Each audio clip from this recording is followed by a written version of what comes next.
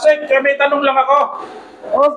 Ang tanong ko ay kung sakaling magkaroon ng emergency, saka magkaroon ng problema doon sa steering, doon sa bridge, anong dapat ating gagawin? Ano ba, nagkaano na, hindi na pwedeng mag-operate doon sa bridge, anong gagawin natin? May mga option pa ba tayo? Mayroon kasi lahat na barko, hindi yan pasado sa SOLAS o International Maritime na pag pumalpak doon sa steering ng doon sa bridge ay mayroon talagang option na maka-operate ng manual.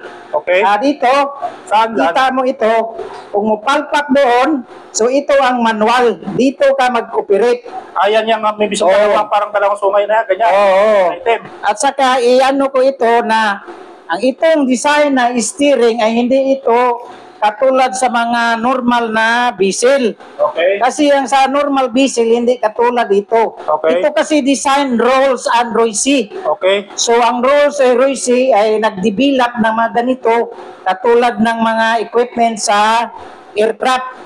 So itong steering na ito ay iikot ato na 360 degrees. Okay. Mag 360 degrees. 360 degrees. Ang doon sa normal diesel ay hindi yon. Okay. Dito lang kasi advanced kasi doon sa offshore ang mga design para ang maneuverability, mas maganda ang maneuverability kaya nag-design sila ng 360. 360. Tinatawag ito azimuth. Azimuth, ESD, azimuth drive. Azimuth drive. Ibig sabihin, makaikot siya ng 360 degrees. Okay.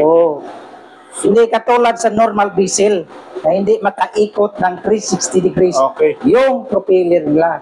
So just in case na pang emergency, palayan pala mga doon ang itong ano na to. Yan ang sa bomba. Sa bomba yun. Tapos andito rin, ito na naman dito ay pag pumalpak na mag-manual ka ng engage ng clutch. So dito mag-operate ng manual. Okay.